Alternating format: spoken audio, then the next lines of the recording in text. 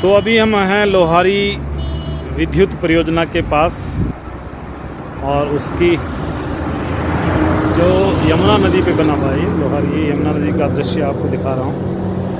ये है यमुना नदी और इस यमुना नदी पर एक छोटी सी विद्युत परियोजना कितने मेगावाट की होगी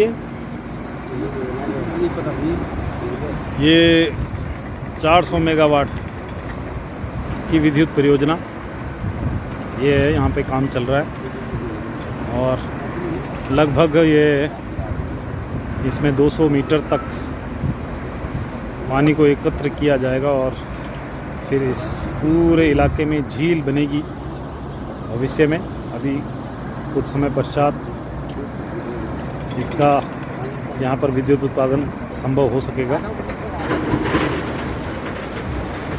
और ये एकदम संकरी घाटी है ये यमुना वैली और इस यमुना के ठीक बीचों बीच।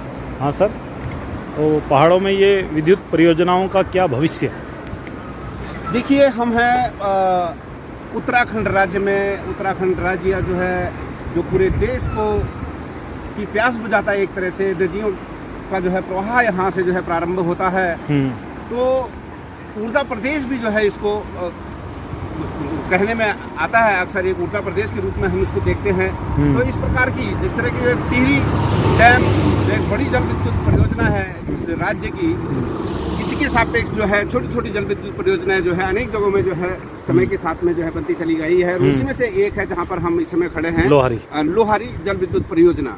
ये यमुना नदी जी, ये लगभग जो है 758 के आसपास जो है मुझे ध्यान आ रहा है 758 मिलियन यूनिट जो है विद्युत उत्पादन करेगी प्रतिवर्ष। अच्छा। और ये लगभग 66 करोड़ की जो है ये योजना अभी तक की है। आगे इसमें जो है और सैंक्शन किया जाएगा और लगातार ये परियोजना विगत वर्षों से जो है गतिमान है और इस समय अपने अंतिम चरण में है। अच्छा। और इतनी विद्युत उत्पादन जो है यहाँ पर अतिरिक्त जो है टिहरी डैम के अलावा जो है उत्पादित होगी तो निश्चित रूप से जो है इस प्रदेश को जो है इसका लाभ होने वाला है। और हमने विगत वर्षों में देखा भी है कि इस प्रदेश में विशेष करके जो है पहाड़ी क्षेत्रों में जो है जो विद्युत कट है वो ना के बराबर है यहाँ पर। वो तो ठीक है, लेकिन हमने ये मतलब कई बार हम ये महसूस करते हैं और महसूस क्या करते हैं, वैसे भी जो टिहरी परियोजना है आपने देखा होगा उस टिहरी परियोजना का जो लाभ है वो टिहरी के स्थानीय निवासियों को कभी नहीं मिल पाया, आज तक भी नहीं मिल पाया। और उसकी जो विद्युत है वो बन करके पूरे देश के क्षेत्रों में जाती है और फिर वहाँ से वापस हम जब इस्तेमाल उसको करते तो हमको उसके लिए पैसा देना पड़ता अलग से।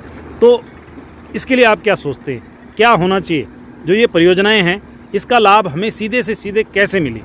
देखिए, जब जो है टिहरी डैम प्रारंभ हुआ था उस समय भी जो है एक आश्वासन इस तरह से दिया गया था प्रदेशवासियों को और विशेष करके उन क्षेत्रवासियों को जिनको जो है वहाँ से विस्थापित किया जा रहा था कि विद्युत जो है आपको आजीवन निःशुल्क मिलेगी।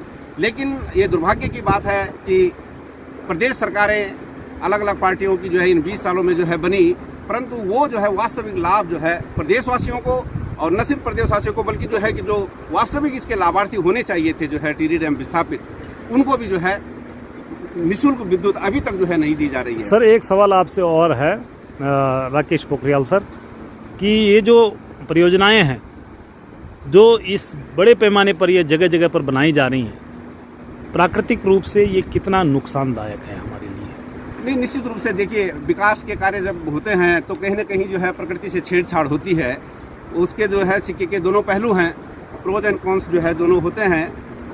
और कहीं न कहीं पर्यावरण को जो है नुकसान जरूर होता है और ये पर्यावरण का नुकसान हम किस मात्रा में और किस तरह से उसको संतुलित कर पाते हैं विकास के कार्यों के सापेक्ष, और कितना जो है वो विकास से जो है जो स्थानीय और यहाँ तक की जो है प्रदेश और देश को जो है लाभ कितना पहुँच सकता है, उसका तुलनात्मक अध्ययन पे हम कहना हमें चाहिए। निश्चित रूप से लाभ तो होता ही है, परंतु प्रकृति से बहुत ज़्यादा जो है छेड़छाड़ न हो और उसका जो है खामियाजा हम विगत वर्षों में जो है देख भी रहे हैं। केदारनाथ जो आपदा आई थी वो भी जो है इसी का एक प्रतिफल कहा जा सकता है। तो कहीं ना कहीं जो है दोनों ये जो है पहलू हैं, इसके सिक्के के दोनों पहलू हैं।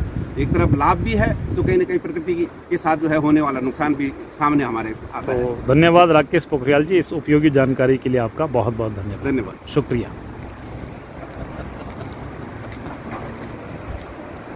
तो एक बार पुनः आप देखिए ये लोहारी जल विद्युत परियोजना यमुना नदी पर बन रही है ये। थोड़ा सा आप यमुना बैंड से आगे आएंगे तो ये देहरादून मार्ग पर आपको देखने को मिलेगी।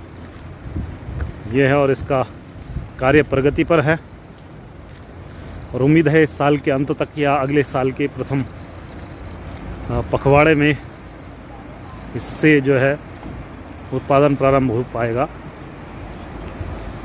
अब दिखने को तो बहुत सुंदर है, बहुत अच्छा लग रहा है। उसके बाद जो झील बनेगी वो भी एक अच्छा दृश्य होगा। तो ये है लोहारी परियोजना। थोड़ा सा और आगे से आपको दिखाते हैं।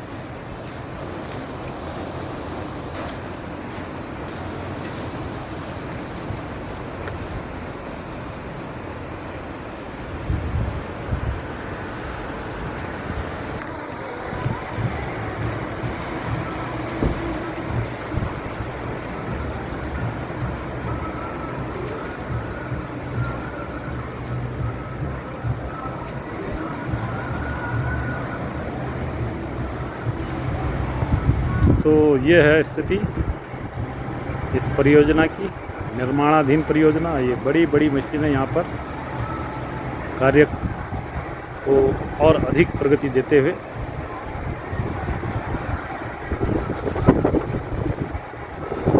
तो ये था लोहारी। आप देख लीजिए क्रेन किस तरीके से सामान को इधर से उधर ट्रांसफ़र कर रही है, ये आप देखेंगे।